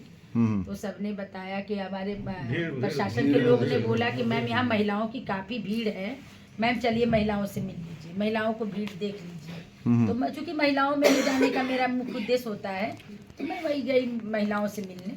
मुझे हॉस्पिटल की नहीं, आप बता रही थी कि कोई पर्ची लेके विवाद हो गया। अरे नहीं, ऐसा कुछ नहीं। अच्छा ये बताइए मैम, अभी डॉक्टर हजारों की संख्या में मरीज लेके थाने पहुंचे थे, आपके खिलाफ एफआईआर लिखवाने की बात कर रहे थे कि आपकी उनके साथ बहस हुई, क्या कहना है इस पे आपका पक्ष क्या है? डॉक्टर साहब को गलतफहमी हुई होगी कुछ। हाँ। मेरा तो डॉक्टर के यहाँ जाने का कोई मतलब ही नहीं था, मेरा तो मतलब महिलाओं से था। नहीं, डॉक्टर ने कहा कि आपने दुर्व्यवहार किया है। नहीं, ऐसा कुछ नहीं। डॉक्टर हजारों की संख्या में मरीजों को लेके कोतवाली का घेराव किए थे। डॉक्टर साहब का अपना विषय होगा, कुछ गए होंगे। अच्छा, आप महिला आयोग की सदस्य, सरकार आपकी है, और इस तरीके की आप महिलाओं की अगर बात करते हैं, वहाँ तमाम बच्चे छोटे छोटे हैं, महिलाएं हैं, सर्दी में किस तरीके का ये दुर्व्यवस्था होती है, किसका फेल्योर मानती है इसको? अब जो लोग आते हैं उनको भी अपना व्यवस्था समझना चाहिए, उसमें हम क्या हस्तक्षेप करेंगे। मैं अब किसी के कोई दुखी होकर कहीं आता है तो मैं उसको तो नहीं सुधार पाऊंगी, वो अपना मान लीजिए परेशानी है, डॉक्टर के यहाँ गया, उसमें आप बीइंग महिला आयोग की सदस्य, अगर महिलाओं को परेशानी होती तो इसके लिए किसका फेल्योर समझ? महिलाएं मेरे पास अगर परेशानी लेके आएंगी तो जरूर मैं उस पर चिंता करूंगी। बहरहाल वहाँ से कोई महिलाएं अभी तक आई नहीं मेरे पास, तो मैं क्यों वहाँ के विषय। अच्छा, हजारों की संख्या में महिलाओं को जुटाना ठंडी में क्या सही है, न्याय संगत है? देखिए, मैं इस पे कुछ नहीं कहूँगी, क्योंकि वो मेरे न पार्टी से विषय है, न मेरे सरकार से विषय है, वो अपना डॉक्टर है। वहाँ महिलाएं क्या आ रही हैं? मैम सरकार आपकी है, आप कैसे इसको डिनाई कर सकती हैं? मेरी है, पर वो मेरे सरकारी अस्पताल तो नहीं है ना। आप आयोग की सदस्य भी हैं। महिलाओं के उत्पीड़न की बात हो रही है। भैया मैं क्या बोली कि जो महिला मेरे पास दुखी होके आती है, मैं उसकी जरूर चिंता करती हूँ, मैं उनके लिए जरूर काम करती हूँ, मैं जरूर सुनती हूँ। बहरहाल वहाँ से मेरे पास कोई महिला नहीं आई है, तो मैं इस पे कुछ नहीं कर पाऊँ। सदर कोतवाली में गए थे, आपके साथ काफी लोग भी गए थे, क्या मामला था? सर मैं सदर कोतवाली में, मुझे हमारे मरीज लेके गए थे। मैं शाम के लगभग 7 साढ़े 7 बजे के आसपास में ओपीडी सेवाएं दे रहा था। मैं एक महिला रोग विशेषज्ञ हूँ और मेरे पास देश विदेश से लोग आते हैं और काफी तादाद में आते हैं। हम लोग 24 घंटे में 18 घंटे 20 घंटे काम कर रहे हैं। नींद हराम हो चुकी है, पैर में सूजन हो जा रहा है, आंखें में सूजन हो जा रहा है, घर परिवार में हम नहीं जा पा रहे हैं। और ये मैं जितनी भी महिलाएं, ये भी बेचारी बैठ बैठ के अपने नंबर का इंतजार कर रही है। तब तक मुझे फोन आया है कि सर आप यहाँ महिला आयोग की सदस्य आपसे मिलना चाहती हैं, 2 मिनट में आप यहाँ आएंगी। हमने कहा ठीक है, बुला लीजिए। फिर फोन आया कि सर उनको रिसीव करने के लिए आपको बाहर चलना पड़ेगा। हमने कहा कोई बात नहीं, चलिए चलते हैं। मैं सैकड़ों की भीड़ थी हमारे मरीजों की, हम उनको मैडम को रिसीव कराए हैं। रिसीव करा के मैं अपनी कुर्सी पे मैडम भाई एक हमारे लिए जो है महिला है आई है, उनका सम्मान था। मैंने कहा मैडम आप बैठ जाओ। फिर वो बैठी है बगल के चेयर पे, मैं बैठा हूँ। उन्होंने बोला यहाँ पे इतनी भीड़ क्यों लगाए हो आप? हमने कहा मैडम भीड़ नहीं लगाए, लोग अपने से आए हैं, तो क्यों इनका नंबर लगा है? हमका नंबर तो मैडम 15 दिन से मैं इंस्टाग्राम पे बोल रखा हूँ, फेसबुक पे, बताइए। अब कोई देश के किसी कोने से आ गया तो भगा भी तो नहीं सकता ना। मैं उनको भोजन पानी से लेके सारी व्यवस्थाएं दे रहा हूँ, लोग रुके हुए हैं। नहीं तो तुम बताओ जी तुम्हें क्या प्रॉब्लम? वो 4 लड़कियों को लेके आई थी, मेरे कैमरे में रिकॉर्ड है, मेरी महिला है बाहर, उनसे सारी महिलाओं से पूछिए वो चारों कौन थी पता नहीं। आई उन्हीं से पूछिए तुम कितने दिन से हो? वो 20 दिन से है। तुम्हें क्या दिक्कत हो रही है? बहुत दिक्कत है। क्या डॉक्टर साहब क्या मजाक बना के रखे हैं, वगैरह वगैरह जो भी शब्द था। और तब तक एक लोग आए हैं, बोले देखिए मैडम ये इतनी लिस्ट अभी फिर आ गई देखने के लिए, तुम कौन हो पहले बोलो। मैं बोल रही हूँ तो तुम क्यों बात कर रहे हो? तो सर मैं भी यहीं का हूँ। इंस्पेक्टर साहब इनका पता कीजिए और इनकी पूरी बायोडाटा निकाल कर FIR के तुरंत जेल भिजवाइए। इनको मुझसे बात करने का परमिशन किसने दिया? मैडम इतनी काहे गरम आप हो रही हो? आप बैठो पहले, आप जो भी हो मेरे लिए मेरी बहन स्वरूप हो, आप चाय पी लो और पानी पियो थोड़ा। कूल क्या होता है? हमें तुम जानते नहीं, इस कुर्सी पे बैठने का अधिकार मेरे है। अभी मैं इतना कम नहीं कि तुम्हारे कुर्सी पे नहीं बैठूंगा। भैया बैठ जाओ, आप इस कुर्सी पे ही बैठ जाओ। प्रॉब्लम क्या है ये तो बताओ। तुम मजाक बना के रखते हो, महिलाओं के साथ अपमान हो रहा है, ये हो रहा है, वो हो रहा है, वगैरह वगैरह। मैं कहा मैडम प्लीज मैं इस सिलसिले में मत बात, मैं पागल हो जाऊंगा। वैसे भी मैं बहुत दिनों से नहीं सो पाया हूँ, मैं 3 महीने से अपने घर नहीं गया हूँ। केवल ये बेचारी बहनों की आंखों की तड़प, प्यास, आंसू कि मैं माँ नहीं बन रही हूँ। मैं इन लोगों को लगा हूँ कि अच्छा चलो बेटा, मैं सारे मरीजों से कहता हूँ अपना भाई समझो। और मैं अपने अगर जो भी खाता हूँ आप पूछ लीजिए मरीजों से, उनके साथ भी जाता है। 150 मरीज होंगे, 150 मैं अपने पैसे से खाना खिलाता हूँ, अपने पैसे से चाय पिलाता हूँ और किसी मरीज की कंप्लेन नहीं थी। मैडम बहुत ही हाइपर होके आई थी और तुरंत जैसे ही निकली चारों लड़की भाग गई, वो है नहीं हॉस्पिटल में, वो उन्हीं के साथ चली गई। फिर हमारे मरीज ने कहा, अच्छा जो उन्होंने कहा कि थाने इनको FIR कीजिए, मरीज लोग थे उनको नहीं गवारा लगा, उन्होंने कहा कि नहीं आप सर आप थाने चलो, हम लोग आपके साथ, हमको पकड़ के जबरदस्ती हमारे मरीज ले गए कि आप थाने चलिए खरीद दीजिए। किसका फोन आया था आपके पास और बताया गया कि महिला की सदस्य आ रही है? पुलिस प्रशासन से आया था फोन। पुलिस प्रशासन? हाँ, एक पहले एक कांस्टेबल आए थे बोलने पहले। कोतवाली में आगे फिर क्या हुआ? कोतवाली में कुछ नहीं, हम तो बैठे थे। अब हमारे जो मरीज थे क्योंकि वो यहाँ पे देखे हैं, मैडम किसी भी मरीज से बात नहीं की है कि तुम्हें क्या कष्ट है क्या नहीं कष्ट है, और जेल जाने की धमकी दिलाते हुए चली गई। मरीजों को नहीं सहा गया, मरीज क्या है, मैं बैठा था, मैं तो शांतिपूर्ण ढंग से था। FIR करने की बात है जी, मेरे मेडिकल एसोसिएशन के लोग आ गए, मेरे यहाँ के पब्लिक थे, यहाँ के लोग थे, उन्होंने कहा कि अगर FIR मैडम कह रही है कराने के लिए तो मेरा भी FIR दर्ज होना। लेकिन उन्होंने तो अभी बयान जो दिया है उसमें नकार गई है कि हम तो केवल महिलाओं से मिलने आए थे। सर हमारी ऐसा कोई बात नहीं है। सर हमारी जितनी भी महिलाएं आप पूछ लीजिए वो मिलने आई थी। किसी महिला से पूछिए हाल चाल, जरा आप पूछिए ना। आप क्या चाहते हैं? मैं सर कुछ नहीं, मैं कोई राजनीतिक व्यक्ति नहीं, मेरा एक डॉक्टर का सम्मान उसके मरीज हो और आज उन्होंने दिखा दिया। मुझे कोई नहीं चाहिए, मुझे मैडम से माफी भी नहीं चाहिए। मैं मैडम से उल्टा माफी मांगता हूँ कि मैडम अगर डॉक्टर होने का गुनाह है तो क्या करते हम लोग आगे से अपने बच्चों को डॉक्टर नहीं बनाए। अगर आपको लगता है कि मैं 24 घंटे में 18 घंटा 20 घंटा 22 घंटा काम करता हूँ मैडम, यहाँ के जितने भी विधायक जी लोग हैं, सांसद जी लोग हैं, उनसे आप पूछ लीजिए, वो भी आते हैं और भीड़ देख के घबरा जाते हैं कि डॉक्टर साहब आप कैसे रहते हो। मैं रात रात दिन दिन काम करता हूँ सर, उसके बाद भी अगर ये कोई कहे कि तुम यहाँ फंसाए हुए हो, लूट रहे हो, ये मैं फ्री में देखने वाला डॉक्टर हूँ सर। तो ऐसी बात कहाँ से आ गई? पता नहीं, वो टारगेटेड था, मुझे तो समझ में नहीं आया। टारगेटेड मामला लग रहा था कि आना 2 मिनट में प्रोटोकॉल उनका हो जाना, 2 मिनट में मेरे चैम्बर में बैठ के कोई हाल चाल नहीं, डायरेक्ट मरीज को बुलाना, वो 4 लड़कियां अंदर आना, उनसे पूछना, तुरंत हार्ट अटैक में बदल जाना। मैं तो बोला मैडम आप बैठो चाय पे, मेरा वाइफ की गाड़ी है सर। तो टारगेट कौन कर सकता है? अब सर ये मैं क्या मानूं कि मैडम से हमें क्या प्रॉब्लम है? मैडम को तो मैं जानता तक नहीं हूँ। मैं तो बोला तो मेरी बहन हो, महिला होने के।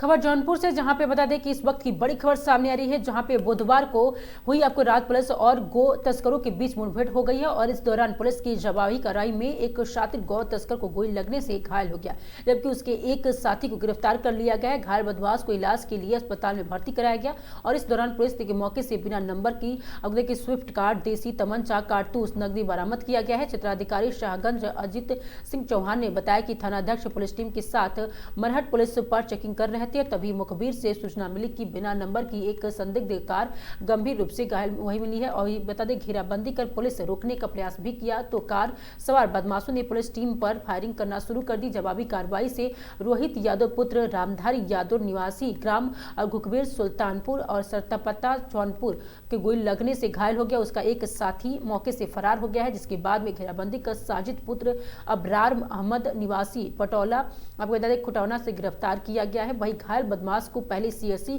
खुटहना और बाद में जिला अस्पताल रेफर किया गया। पुलिस के अनुसार घायल अभियुक्त रोहित यादव और शातिर किस्म को अपराधी है और जिसके खिलाफ गौकसी gangster act, NTPC arms act समेत विभिन्न जनपदों करीब 16 आपराधिक मुकदमे भी दर्ज किए गए। पुलिस के अभियुक्तों के कब्जे से बिना नंबर की सफेद रंग की स्विफ्ट कार और एक 312 बोरे तमंचा और 2 खोखा कारतूस तथा 350 रुपये नकद बरामद किए गए हैं। इस संबंध में थाना खुटहन पर आपको बता दें कि 375-25 धारा 1 और 109(1) BNS और 325 आर्म्स एक्ट के तहत मुकदमा दर्ज कर अग्रिम विधिक कार्रवाई भी की जा रही है। आज दिनांक थाना खुटहन SO श्री चंदन राय व इनकी टीम को यह सूचना प्राप्त हुई कि एक बिना नंबर की कार गबीरन की ओर से नहर पटरी पकड़ते हुए और वो मरहट बुलिया की तरफ आ रही है।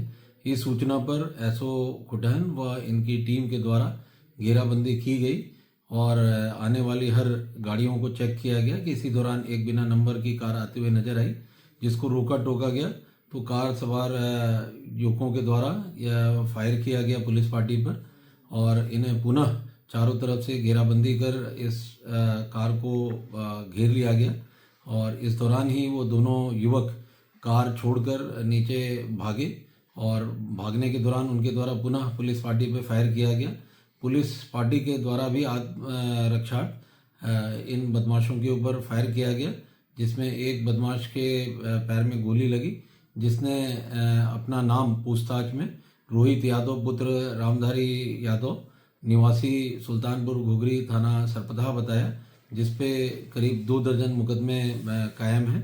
और एक दूसरा बदमाश जो इसके साथ था वह भागने में सफल रहा। पुनः थाना कुटन की टीम के द्वारा वो कॉम्बिंग की गई और दूसरा बदमाश भी पकड़ा गया, जिसका नाम साजिद है और जो कि पटेला का रहने वाला है।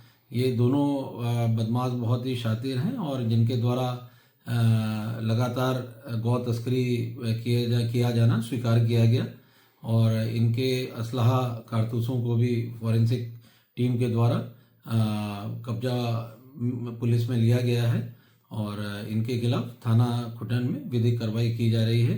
मजरूब को अस्पताल रवाना किया जा चुका है वास्ते इलाज।